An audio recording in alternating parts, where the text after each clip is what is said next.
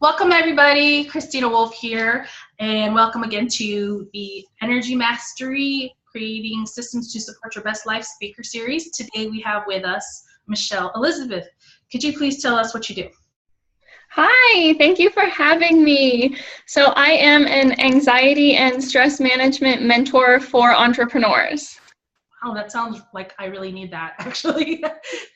Tell me, what is it that made you decide to pick this niche?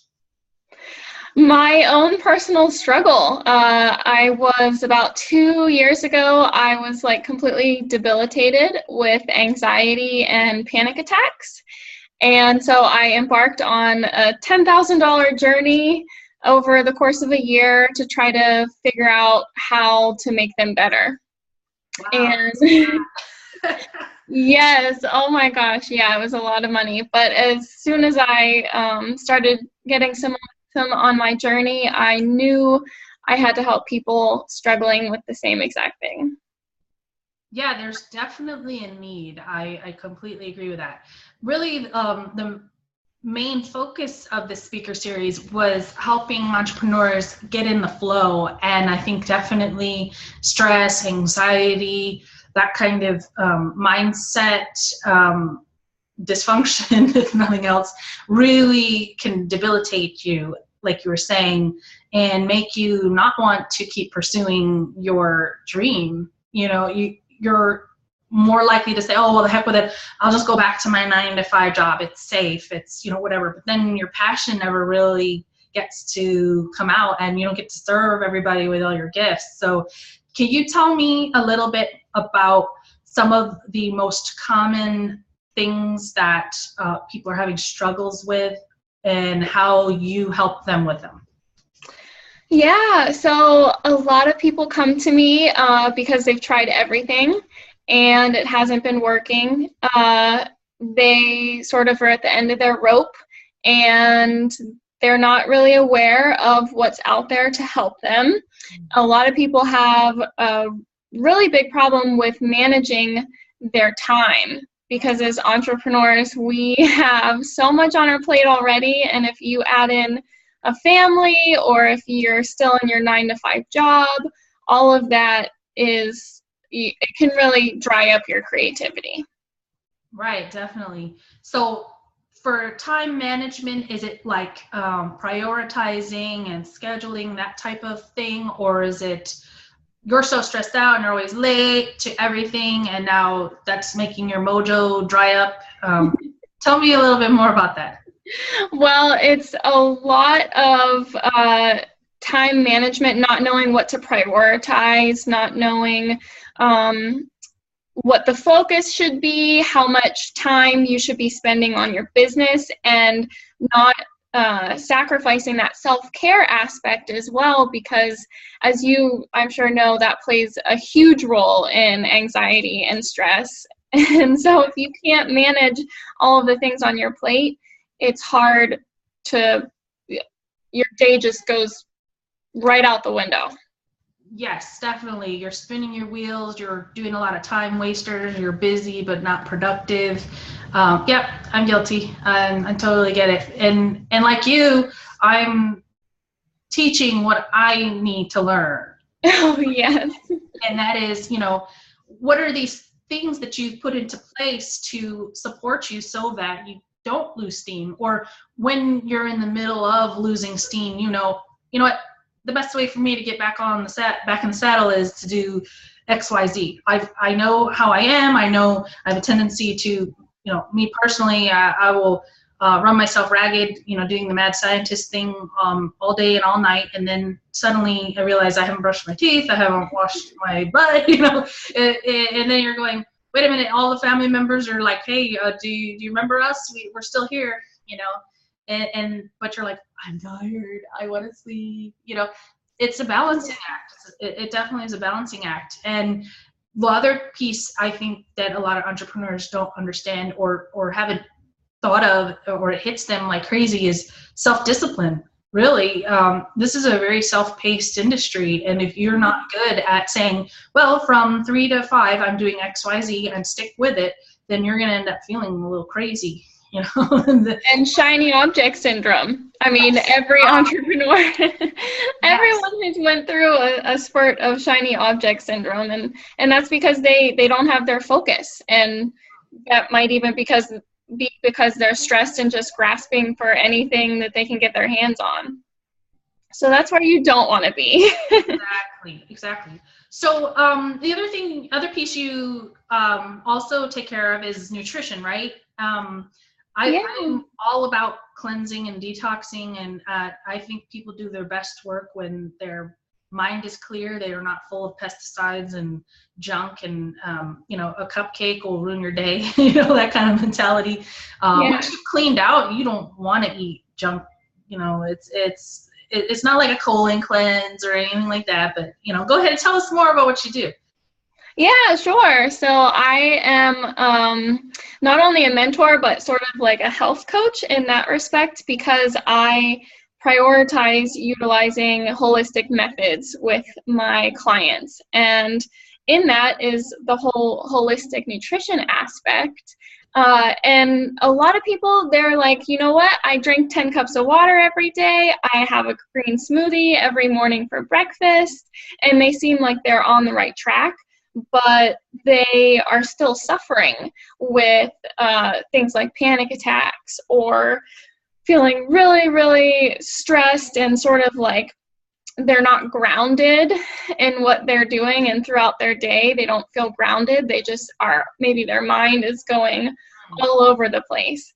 And what I found is there's different ideologies of nutrition, whether you have the Eastern medicine view or you have the functional medicine view. There's a lot of crossover between what foods are good for you and what foods are bad for you, specifically for anxiety and panic attacks and any mood disorders, because gut health is huge in all of that. Yeah.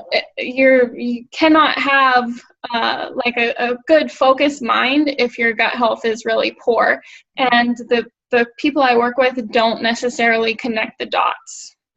Yeah, I've read where the majority of serotonin in your body is actually in your intestines, right? Yeah. So that whole gut mind mood connector is real. I mean, you really feel that emotion in your gut, and if it's really contaminated, or you need to really balance out the flora, it definitely makes a difference in your mood, and I totally get that. So what sort of foods would you say are the culprit for anxiety? Yes, this is a huge one. Gluten. Gluten, I know so many people are going to be so disappointed out there, but gluten is absolutely horrible. I cannot stress this enough. It's in everything. It really is. Yes, you can't get away from it. But you have to get a little creative. You have to do your homework, and you'll find that there's some really good recipes out there. And I like to think of it as getting back to the basics.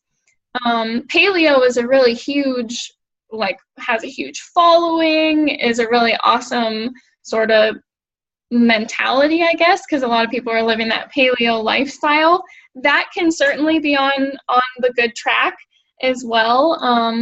But a lot of people who have anxiety and panic attacks, they need nourishment. So you can do that with root veggies, like these grounding vegetables, like things like squashes or sweet potatoes, cooked veggies that will help with your digestion, so you're not having to dedicate a lot of your digestive energy to digesting like raw foods. Another thing, that's why green smoothies are bad. Yes, I know. Everyone's like, what the heck are you talking about, Michelle? Green smoothies? But you shouldn't be having cold drinks. You shouldn't be having these hard to digest fruits and veggies. And a lot of the fruits and vegetables people eat are really hard on the stomach. So I think it's raw. It should be really good for you, because there's the whole camp of raw foods are the best for you. You should have 50% or more raw. And then there is, like you say, traditional Chinese medicine, and they really are very encouraging of cooked food because of the digestive, things like beans and lentils and things are really hard to digest, so that Yeah. cook that. But what if your client is like really a diehard green smoothie drinker and they are absolutely certain that that's the only thing that's going to make them feel good? What do you tell them? I would tell them that if they are feeling poorly and not willing to change, not willing at least to try something different, then they'll probably stay feeling poorly. I myself was vegetarian for 6 years, vegan for 4 after that, so I was a decade vegetarian/vegan. I had green smoothies every single day. I had like a huge, like this much of a green smoothie for breakfast, and that was the first thing that I had to give up. And it took me going to 3 different doctors to finally realize that, yeah, I needed to give that up. Because I was diehard. I was gung-ho about it, and yeah. So if I'm thinking, oh, I have my green smoothie, I'm doing good, what should I replace it with? Replace it with a warm tea, really. We'll replace it with a warm tea, warm soups even. Bone broth was one of the first things that I added in back to my diet, because you never really know after 10 years of being sort of diehard like vegetarian and vegan, you never know how your body's going to digest that kind of stuff. But what I have found and my clients have found is the body really loves warm, nourishing, almost like yin foods. So you have the yang energy, which a lot of us are always, we're going out after our goals, we're entrepreneurs, we're trying to accomplish as much as we can, but we forget a lot of times that we still need that nourishment, and it comes on a very biological level of just needing to eat really nourishing, grounding foods. Yeah, and for some, like you say, the vegetarian or vegan followers would find what you're saying like the exact opposite of what they're believing in. Now, is it the warm quality of the food that makes it good for anxiety, like any kind of warm tea, or is it the actual content of the nutrition? What is it? Well, actually, there are a few different qualities that help with anxiety, sort of eliminating that anxiety. You sort of think of anxious people as almost spacey, where like a lot of people say, oh, they have their head up in the clouds and they don't have things that are really planting them where they are in their spot. So you need sweet foods, you need warm foods, and sweet not as in sugary foods, but in the whole Ayurvedic model of nutrition, you would find that there are different tastes. They have the 6 tastes, the 6 rasas. And without going into all of the science behind it or explaining too much, you have different tastes that contribute to either worsening a condition or making it better. And it all comes down to whether or not you're out of balance. So if someone is struggling with something like anxiety or a high stress environment, it's almost certain that they're struggling with something called a vata imbalance. And this is in Ayurvedic medicine, which is very similar to Chinese medicine. And with that vata imbalance, certain people are almost can easily become out of balance just with like their body structure. And a lot of people who fall under the easily unbalanced vata type people are people who really love green smoothies and they love their raw salads. Like if you look at pretty much anyone in Hollywood, they are the types of people that have a vata imbalance. But what's interesting is the lifestyle that they're living is further contributing to that. So the body or the body shape or tell me a little bit more about that.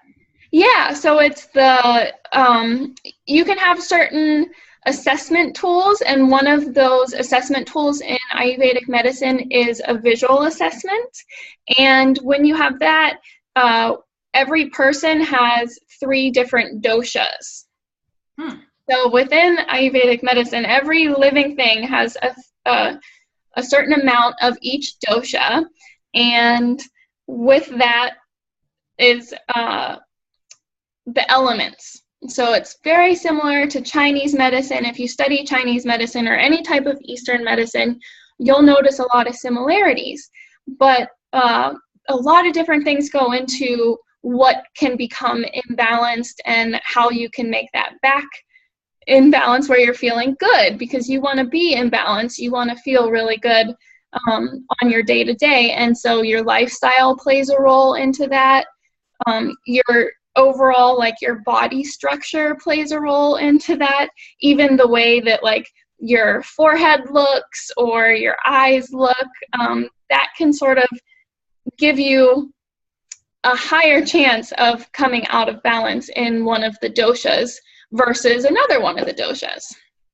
Wow. So Yeah. definitely that is an enormous area to study. Definitely. That's a Yeah, it's yeah.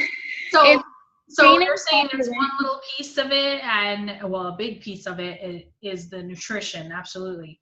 So Yeah. so that in and of itself, trying to eat well, you got to learn how to prioritize and schedule yourself too.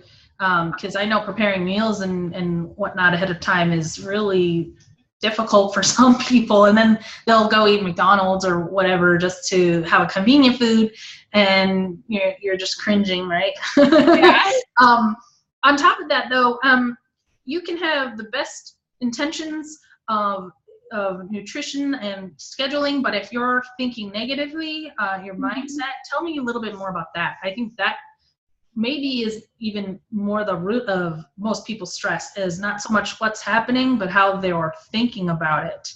Yeah, you're so right. And what I do, there are definitely 2 pillars. I call them the 2 different pillars of anxiety and stress contributing factors. You have the physiological, which could definitely be taken care of with the right nutrition, with the right supplements, lifestyle factors. And then you have the emotional. And it's like, either way, these are going to differ from person to person. Everyone has their own specific circumstances. They've been through different traumas in their lifetimes, and their brain is different. Everybody thinks differently. For those type of people who are really struggling with always reverting back to negative thinking, self-defeating language, doomsday, just you start your day and it's like you're dreading it, you can't get motivated. You have to change the way that your brain works. You have to change those pathways. And a good way for your listeners to even think about this is, think of your brain as a grassy field. And within that grassy field, you go from point A to point B. And if you only walk it once, if you look back at the field, there's not going to be any pathway that you can see. You know, the grass didn't get all torn down just because you walked from point A to point B. But if you repeatedly walk on that path over and over again, it's going to become like a little dirt path. And it's easy to find, and it's easy to go down that path. There's like hardly any resistance because you've already been down it so many times. That is exactly what happens when people have negative thinking.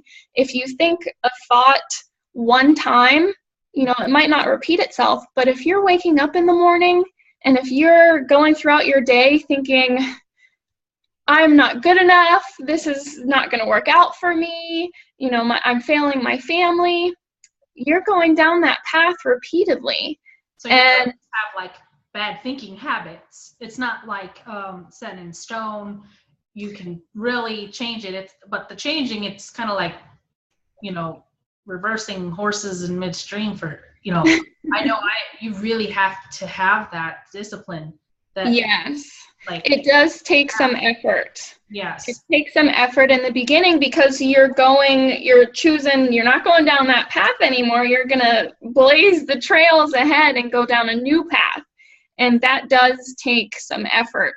And but science say too that because of that ancient way our brains are programmed to notice negative first, because noticing a lion's coming is going to keep you alive more than noticing that patch of flowers over there. So we're sort of designed to focus more on the negative. Yes. So we beat ourselves up for that, but really it's kind of helpful. But now we're not living in that, fight or flight kind of environment. But we're living in a similar, multiple stimulation coming at us, causing us to think negatively.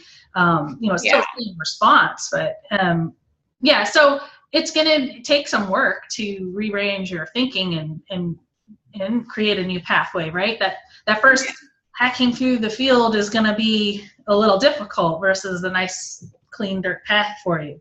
Yes. Well, we could talk for a very long time. This is a really interesting topic. One of my passions, definitely thinking and nutrition and all of that.